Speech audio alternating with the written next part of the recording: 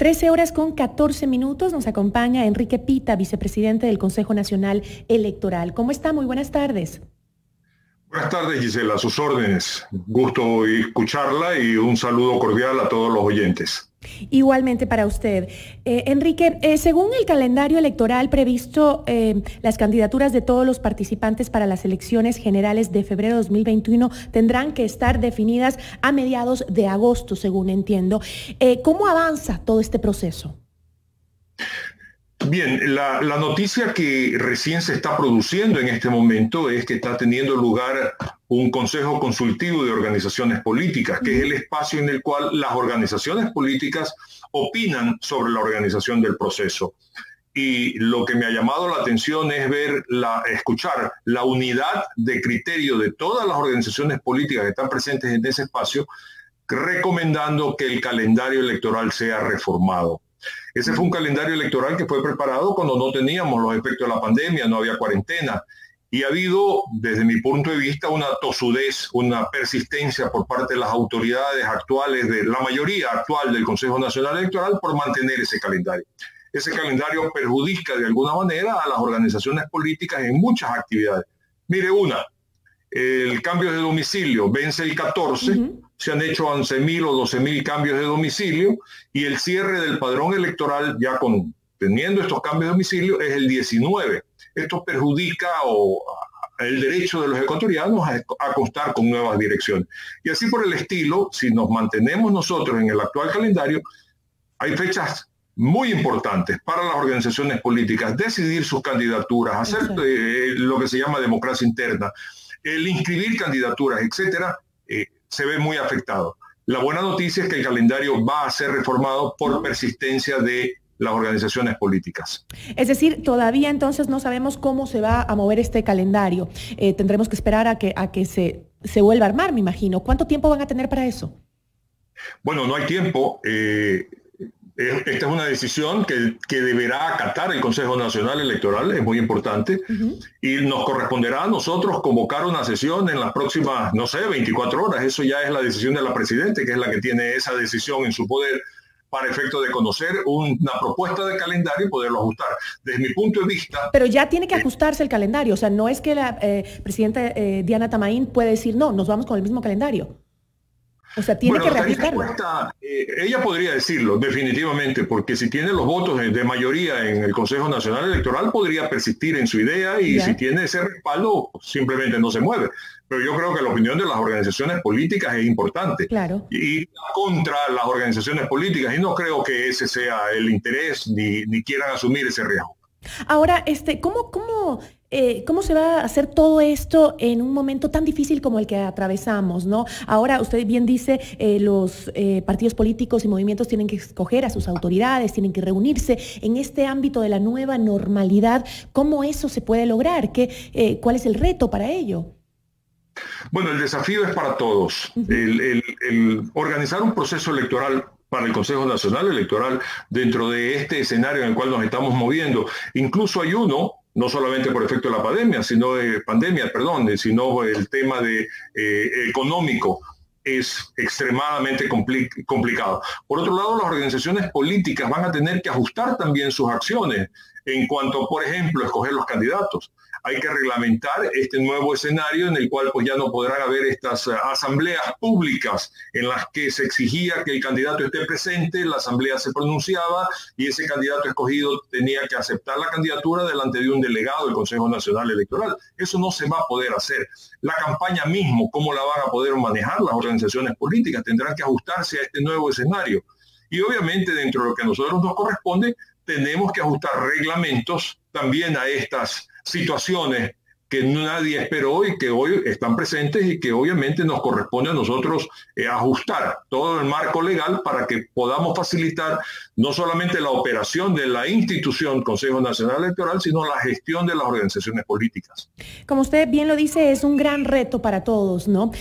Por ejemplo, leía hace poco que generalmente las elecciones presidenciales, la edad promedio de los candidatos es alta, es decir, son generalmente de la tercera edad, ellos son justamente justamente quienes están en riesgo en esta pandemia, los que deberían quedarse siempre en casa, no salir y que pues un contagio podría ser muy grave para ellos. Y normalmente los candidatos a la presidencia siempre han sido de edad adulta. Por ejemplo, Lasso tiene 64, Jaime Nebot tiene 73, no digo que estén de candidatos, pero en todo caso generalmente tenemos ese tipo de candidatos y eso también presenta un gran reto para esta nueva normalidad. No solamente en cuanto a los candidatos, ¿verdad? Nosotros hemos estado mal enseñados, por llamarlo de alguna manera, a la candidatura esta de concentraciones masivas, a la visita del candidato a los diferentes sectores, a dar la mano, a hacer mucha presencia física. Eso no va a poder suceder. O va a estar muy limitado. Por lo tanto, toda la gestión o toda la campaña electoral tendrá que ajustarse a este nuevo mundo de transmitir su mensaje por otro mensaje, ya sea por utilizando redes sociales o utilizando Internet de tal manera que puedan tener una penetración importante. El mundo cambió y tenemos que ajustarnos, insisto, no solamente los políticos, sino también la institución. Es muy complicado, pero eso es lo que nos corresponderá hacer a todos, enfrentarnos a esta nueva decisión. Hoy usted y yo estamos conversando vía telemáticamente, ¿verdad? No puedo yo estar en Quito, no puedo estar en su estudio y tenemos que aprovechar los recursos que existen. Eso es lo que nos corresponde a nosotros, enfrentarnos en el corto plazo para este próximo proceso. Ahora también hay algunos candidatos que han aprovechado el tema de la pandemia y esta nueva normalidad y el tema de la solidaridad, entre comillas también, para hacer campaña. Vemos en Guayaquil, vemos en la sierra también del país, cómo se han dado esos casos, ¿no? Que muchos los llaman como una pre-campaña. Siempre se podrá malinterpretar una situación de esta. ¿Y por qué digo malinterpretar? Porque yo creo todavía en la generosidad de los políticos. No de todos los políticos. Hay muchos políticos que tienen generosidad con sus propios intereses y su propio bolsillo. Pero hay muchos políticos que sí sienten el dolor de la gente y han hecho esfuerzos de diferentes niveles y de diferentes agrupaciones políticas y han hecho esfuerzos importantes por extender la mano de ayuda a sectores marginales o a la gente que ha necesitado, ¿verdad? No tenemos que mirarlo como campaña política. ¿Tiene un rédito político? Sí, definitivamente es verdad. Pero tiene que mirarse también desde el punto de vista de la parte humana de los políticos que tienen la oportunidad de servir. Y también tendrá que verse la parte de responsabilidad de aquellos que se vincularon aprovechando esta situación con actos delictivos. Por lo tanto, esta pandemia nos ha dejado ver muchos escenarios, ¿verdad? Muchos escenarios respecto a la solidaridad de algunos, respecto a la sinvergüencería o pillería o corrupción de otros, respecto a adaptarnos también a un nuevo mundo en el cual no estábamos enseñados ni lo esperábamos tampoco, pero tenemos que seguir avanzando y tenemos que seguir construyendo democracia dentro de estas condiciones. Además de estos retos que viene enfrentando el Consejo Nacional Electoral en un año preelectoral, ¿qué otros problemas ha visto usted o ha encontrado en los que tienen que trabajar y los que podría ser un cuello de botella para que estas elecciones se desarrollen de buena manera? Hemos hablado de algunos temas, entre ellos el del calendario, por ejemplo, que se tiene que readecuar, el tema de que los candidatos no van a poder salir a hacer proselitismo como lo hacían antes. ¿Cuáles son esos retos que usted cree que en el futuro podamos ver problemas? Bueno, el Consejo Nacional Electoral tiene que tomar una decisión urgente, respecto a lo cual está muy atrasado. Primero, es la definición de cuál es el sistema electoral que nosotros vamos a utilizar. Hay una propuesta que ha sido presentada por el doctor Verdesoto y por mí de un voto híbrido o mixto, una parte telemática y otra parte presencial. Hay otra propuesta que dice que se puede hacer en 3 días. Pero hay otra que surge también de último momento de hacerlo en un solo día, extendiendo horas de atención, horas de que la gente pueda ir a votar. Permítame decirle algo. Nosotros, Luis Verdesoto y yo, hoy, ante las organizaciones políticas, hemos declarado que no impulsamos más el voto telemático. Por una simple razón, la falta de confianza de los políticos y, por supuesto, de mucha parte de la ciudadanía respecto a la función electoral, respecto a quienes administran en la función electoral. Porque no les tienen confianza un sistema informático en manos de personas que no les generan eso, confianza. Por lo tanto, persistir en aquello es perder el tiempo en un momento dado. Pero vamos a las otras alternativas. Hacerlas en 3 días va contra la ley, tiene riesgos también de seguridad. Hacerla en un día, extendiendo las horas de votación, también va contra la ley. Por lo tanto, aquí hay que tomar decisiones dentro del marco legal. Pero hay que tomarlas ya. Hay que tomarlas ya porque, como usted dice, estamos atrasadísimos. Así es, Gisela, así es, estamos atrasadísimos y eso es algo que personalmente no me lo explico, por qué se ha tomado con mucha pasividad, por llamarlo de alguna manera. Y quiero insistir en lo que dije al comienzo de nuestra conversación. Mire, que si no es por la persistencia de las organizaciones políticas que están demandando alterar el el calendario, la mayoría, entiéndase la señora Tamaín con Cabrera y Acero, la mayoría eran muy persistentes y no quieren cambiar el calendario. Eso nos ha hecho perder el tiempo, porque eso aparte también, hay algo que no lo estamos comentando, la organización del proceso se ajusta también, no solamente el calendario, sino una serie de actividades que tienen fechas de inicio y fechas de término, y tienen costos. Y tenemos que ir a donde el Estado ecuatoriano, que está quebrado, que no tiene recursos, a argumentar cuánto vale el proceso, cuánto va a costar la bioseguridad de nuestros que va a proteger a nuestros empleados, a nuestros colaboradores y al público y a las personas que van a asistir a votar. Eso se hace con responsabilidad, no se hace al apuro. Y esto, lamentablemente, estamos siendo morosos, pero cuando yo digo estando siendo morosos, porque yo estoy ahí, soy parte de eso, pero quienes tienen la responsabilidad no la han asumido y no la han enfrentado. Y es ahora cuando estamos atrasados. No podemos seguir así.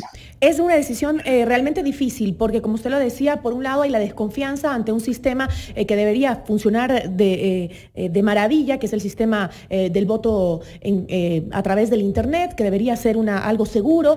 Y por otro lado hay el tema de qué pasa si es que hacemos unas elecciones en donde la gente tenga que ir y estar presente para ejercer su derecho al voto, y eso puede generar un riesgo de salud muy, muy grave. Y no sé si es que estaremos preparados o podamos ese día de las elecciones o esos días, si se determina que se extiendan, pues la capacidad para controlar los recintos electorales para que la gente mantenga la distancia. Es realmente una decisión que hay que tomarla ya para poder prepararnos a lo que se podría venir en caso de que se tome cualquiera de las decisiones. Así es. Y no solamente para ya prepararnos, sino también para ir a golpear las puertas del Estado ecuatoriano y decirle, mira, el proceso electoral cuesta tanto. Y también tenemos que mirarlo en el menor costo posible para ajustarnos también a esa realidad. Tenemos que ser solidarios con un país que está quebrado. No podemos nosotros decir, el proceso cuesta 120 y tantos millones de dólares y el Estado está obligado a dármelo. Y si el ministro no me los da, yo soy capaz de decidir su destitución. No, eso es irresponsable. Nosotros tenemos que actuar dentro de un marco de, primero, ajustado a la ley, segundo, responsabilidad con nuestros electores y tercero, responsabilidad con el país.